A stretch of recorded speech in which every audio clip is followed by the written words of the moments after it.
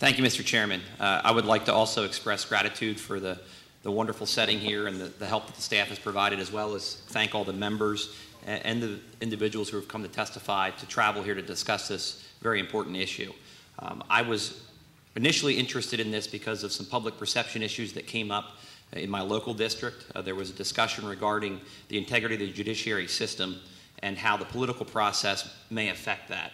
I'm going to try to keep my remarks brief because I believe that the variety of the testimonies are going to cover many of the same facts that I'm going to have. But what I would like to express from the outset is I personally believe that judicial integrity is so necessary that I believe that we should evaluate the system by which we elect our judges currently and then look at this merit selection process and compare the two, because there is a public perception that the elective process leads to some unwanted results. Specifically, there's been a very disturbing trend of increased money involved in the judicial elections, and they become very partisan and contentious.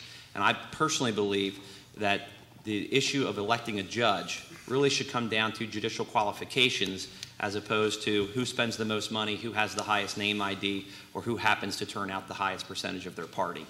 So with that, I welcome the testimony. I'm happy to discuss any questions afterwards, either through the process or in private, and thank you for your time.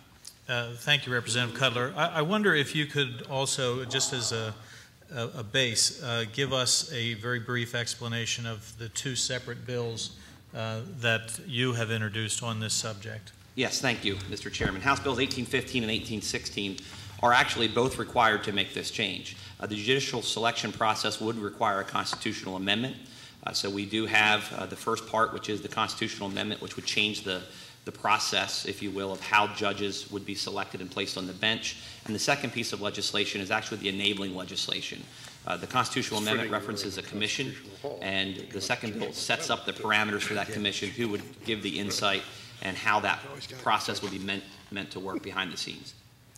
And I know that process is up for discussion today, but what is the framework that you're proposing?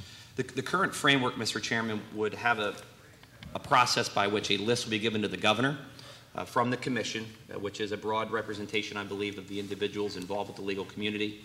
And then from that list, the governor would make the selection, and then there would be a Senate confirmation hearing, very similar or parallel to what happens on the federal circuit or federal legislative process at this time, with the confirmation, if you will, of the judges. And there is a mechanism in place that should we reach a process where individuals can't be agreed on, there is a process which would ultimately force a decision.